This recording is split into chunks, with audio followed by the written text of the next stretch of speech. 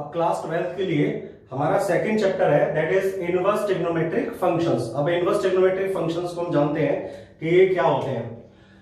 अभी तक हमने ट्रिग्नोमेट्रिक फंक्शंस पढ़े थे जिसमें हमें ध्यान होगा कि साइन हो गया, कॉस हो गया, टेन हो गया, कॉसेक, सेक और कॉट, ये सारे हमारे ट्रिग्नोमेट्रिक फंक्शंस होते थे और इनको हम किसी एंगल x के लिए फाइंड आउट करते थे। तो ये तो होते हैं हमारे 6 ट्रिग्नोमेट्रिक फंक्शंस।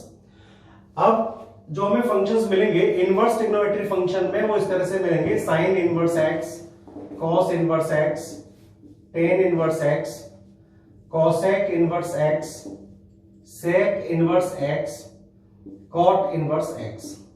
ये हमारे 6 ट्रिग्नोमेट्रिक फंक्शंस हैं और ये हमारे 6 इनवर्स ट्रिग्नोमेट्रिक फंक्शंस हैं।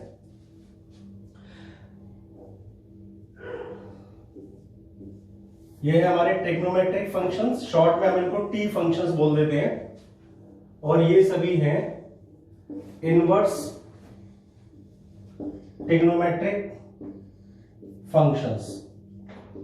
यहां पर क्या होता है कि जब भी हम ट्रिग्नोमेट्रिक फंक्शंस की वैल्यू फाइंड आउट करते हैं फॉर एनी एक्स, यहां पर अगर मैं बात करूं इस एक्स की, एक्स क्या होता है, तो यहां पर हम किसी भी एंगल को पुट करते हैं, वो एंगल चाहे हमारा डिग्री मेजर में हो या रेडियन मेजर में हो।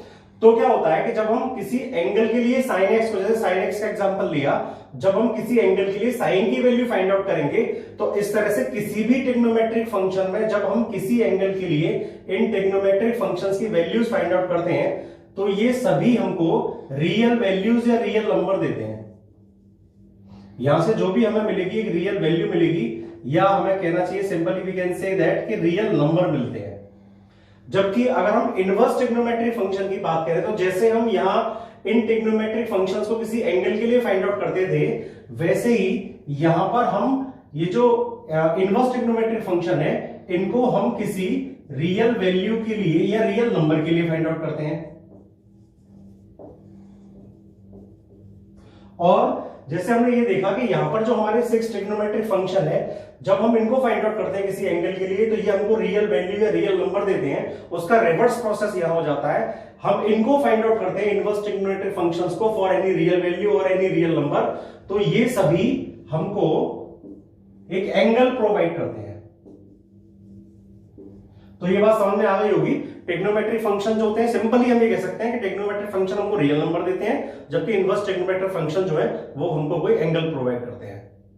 आइए अब हम इस बात को एक एग्जांपल से समझते हैं।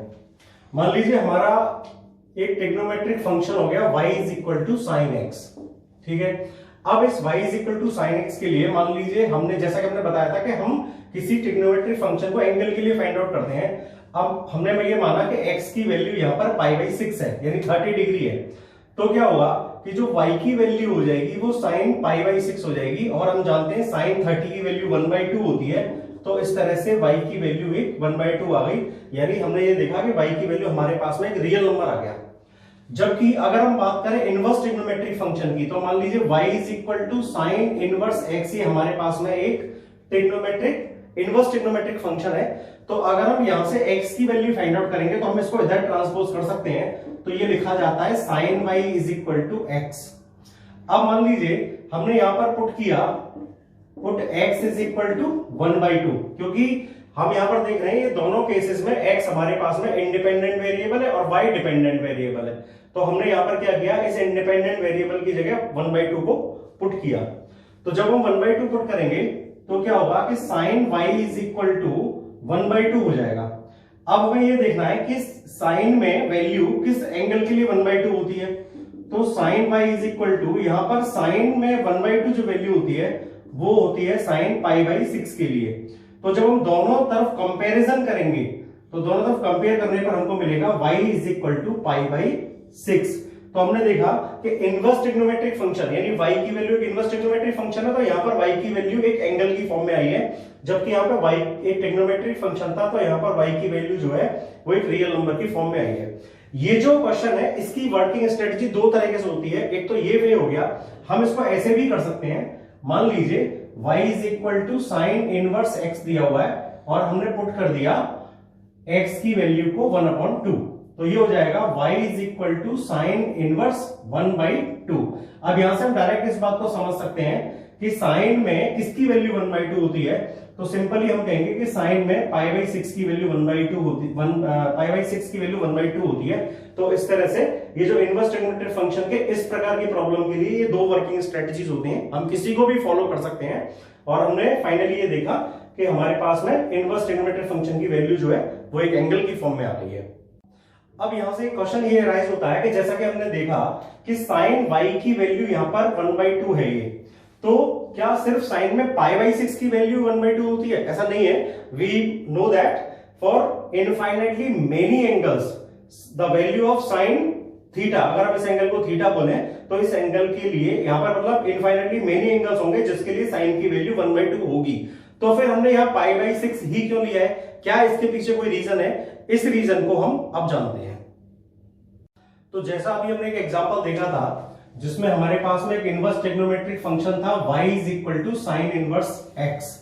अब y is equal to sine inverse x में जब हमारे पास में x की वैल्यू को हमने पुट किया था 1/2, तो y इज इक्वल टू आया था हमारे पास में साइन इनवर्स 1/2। और यहां पर हमने ये कहा था कि जो इस तरह से y की वैल्यू जो होगी यानी साइन में किसकी वैल्यू 1/2 होगी, तो हम लेंगे यहां पर क्या π/6। तो इसके पीछे जो कारण है वो ये है कि हमें जितनी भी यहां पर वैल्यूज लेनी होंगी इस y की, या जो भी हमें एंगल लेने होंगे जिसके लिए हम इस तरह के प्रॉब्लम को प्रोसीड करेंगे, वो सारे एंगल्स हमें इस रेंज में लेने होंगे। ये हमारी सारी रेंजेस हैं डिफरेंट इनवर्स ट्रिग्नोमेट्रिक फंक्शन की। जैसे साइन इनवर्स x की वैल्यू यहां पर जो साइन इनवर्स x की जो रेंज है वो -π/2 टू π/2 है क्लोज इंटरवल में, जबकि cos इनवर्स x की जो रेंज है वो क्लोज इंटरवल में 0 टू π है। tan इनवर्स x की रेंज की बात करते हैं तो ये ओपन इंटरवल में -π/2 और π/2 के बीच की सारी वैल्यूज हैं। यहां पर हम देखेंगे कि हमारा जो ये inverse trigonometric function sin inverse x है और इधर जो tan इनवर्स x है, इसमें जो डिफरेंस है वो सिर्फ यहाँ पर क्लोज्ड और ओपन इंटरवल का है। यानी इसमें जो एक्सट्रीम वैल्यूज है -π/2 टू π/2 वो साइन इनवर्स फंक्शन में यहाँ पर ली जाएंगी, इसमें कंसीडरेशन में आएंगी, जबकि -π/2 और π/2 जो एक्सट्रीम वैल्यूज है उनको हम यहाँ tan इनवर्स फंक्शन में कंसीडर नहीं करते हैं। ऐसे ही cosec इनवर्स x की रेंज दे रखी है क्लोज इंटरवल -π/2 टू π/2, जिसमें कि हम जीरो एलिमेंट को नहीं लेंगे क्योंकि जीरो पर जो cosec की वैल्यू है वो डिफाइंड नहीं होती है। ऐसे ही sec इनवर्स x की जो रेंज है वो 0 टू π है, जिसमें से हम π/2 एलिमेंट को नहीं लेंगे। और ऐसे ही cot इनवर्स x की बात करते हैं तो ये ओपन इंटरवल 0 टू π की रेंज है। तो यहां पर हम जो भी एंगल लेंगे इस इनवर्स ट्रिग्नोमेट्रिक फंक्शन की प्रॉब्लम को सॉल्व करते हुए, तो जिस टाइप का हमें इनवर्स ट्रिग्नोमेट्रिक फंक्शन दिखेगा हम इस रेंज के अंदर वाली वैल्यू को ही कंसीडर करेंगे।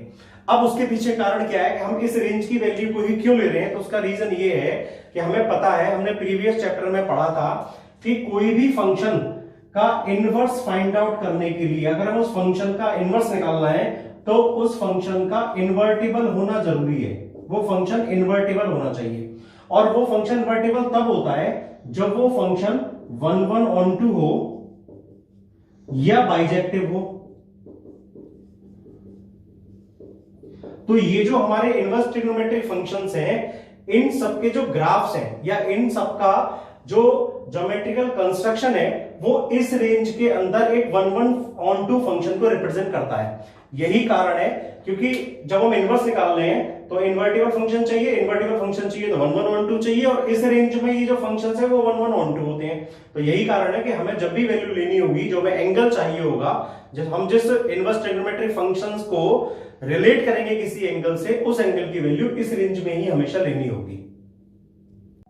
अब हम इनवर्स ट्रिग्नोमेट्रिक फंक्शन की रेंज को ग्राफ के थ्रू समझने का प्रयास करते हैं और कोशिश करते हैं और ये क्लियर हो जाए हमारा कॉन्सेप्ट। यहां पर मैंने ये दो ग्राफ्स लिए हुए हैं, this is y is equal to sine x, ये हमारा एक ट्रिग्नोमेट्रिक फंक्शन है, और ये लिया हुआ मैंने y is equal to sine inverse x, एक इनवर्स ट्रिग्नोमेट्रिक फंक्शन साइन का।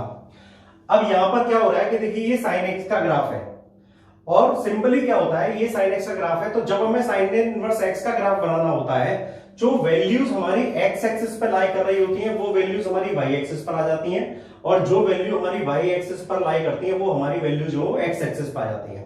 अब क्योंकि बात यहां पर इनवर्स ट्रिग्नोमेट्रिक फंक्शन की बात हो रही है और ये इन्वर्टिबल फंक्शन है, तो मैंने आपको इन्वर्टिबल फंक्शन में बताया था कि जैसे कोई फंक्शन दिया हुआ है और उसका इनवर्स दिया हुआ है, तो जो पहला फंक्शन है उसका जो डोमेन होगा वो इनवर्स फंक्शन की रेंज बन जाता है और जो उसकी रेंज होती है वो इनवर्स फंक्शन का डोमेन बन जाता है। वही प्रोसेस यहां पर हो रही है।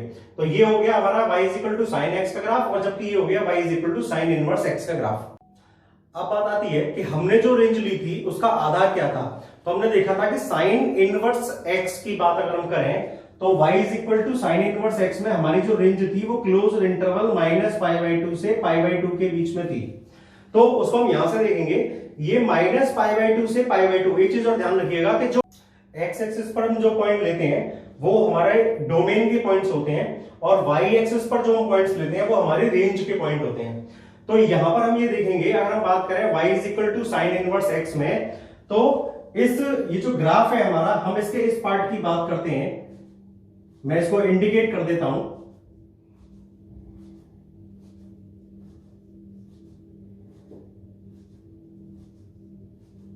ये सारा पार्ट, ये अगर हम अपने इस फंक्शन की बात इस बॉक्स के अंदर बात करें तो हम यहां देखेंगे कि यहां पर जो इसका डोमेन है वो -1 से लेके 1 के बीच में लाई करेगा अंडर द क्लोज इंटरवल, यानी -1 और 1 उसमें इंक्लूड होंगे।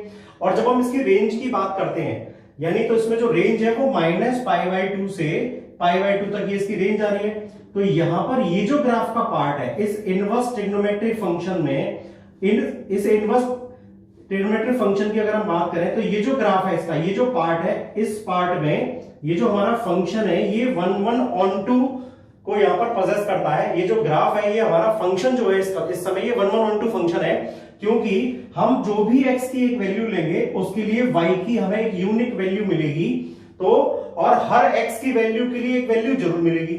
तो इसलिए क्या हुआ कि ये जो हमारा y = sin इनवर्स x की अगर हम बात करते हैं तो इस रेंज के अंदर जो ग्राफ का पार्ट आएगा, यानी ये जो पार्ट मैंने डार्क करके दिखाया हुआ है, इस समय इस पार्ट में ये जो फंक्शन है ये 11/2 है और इसीलिए इन्वर्टिबल है। और क्योंकि इन्वर्टिबल है तो ही हम इसका इनवर्स फाइंड आउट कर सकते हैं। तो इसीलिए हमें जब भी बात की जाएगी y = sin इनवर्स x में कि x की वैल्यू क्या होगी, x यहां पर हमारी कोई हमें रियल वैल्यू लेनी है जिसके लिए हम y की वैल्यू फाइंड आउट करेंगे, तो जो y होगा वो हमारा जो गिवन रेंजेस है उस रेंज के बीच में ही लाई करेगा और हमें वही वैल्यू सेलेक्ट करनी होगी। अब हम दो छोटे लेकिन वेरी इंपॉर्टेंट पॉइंट्स को देख लेते हैं। एक बात तो ये है कि जो रेंज होती है इनवर्स ट्रिग्नोमेट्रिक फंक्शंस की, इस रेंज को ही हम प्रिंसिपल वैल्यू ब्रांच भी कहते हैं, प्रिंसिपल वैल्यू ब्रांच। और जब हम किसी y = f(x), किसी इनवर्स ट्रिग्नोमेट्रिक फंक्शन के लिए जो भी हम y की वैल्यू फाइंड आउट करते हैं, उस वैल्यू को, y की उस वैल्यू को, और ये जो वैल्यू होती है हमारी वो हम इस ब्रांच से सेलेक्ट करते हैं, या हमें कहना चाहिए हम इस रेंज से सेलेक्ट करते हैं, तो इस वैल्यू को हम प्रिंसिपल वैल्यू कहते हैं। जैसा कि हमने अपने अभी एग्जांपल में देखा था, जो हमारे पास में y = sin इनवर्स 1/2 का केस था, तो यहां पर हमारे पास में y = π/6 आया था। अब ये π/6 जो लाई करता है वो -π/2 से π/2, क्लोज इंटरवल -π/2 टू π/2 लाई करता है। तो ये जो है ये इसकी प्रिंसिपल वैल्यू ब्रांच हो गई और 5/6 जो है ये इसकी प्रिंसिपल वैल्यू हो गई। दूसरी बात ध्यान ये रखना है कि sin इनवर्स x और sin x की पावर -1, इन दोनों में डिफरेंस होता है, ये दोनों सेम नहीं होते हैं। sin x to the power -1 ये इंडिकेट करता है 1/sin x को, और इसकी वैल्यू जो होती है वो sin इनवर्स x के इक्वल नहीं होती है। ये दोनों अलग अलग चीजें हैं।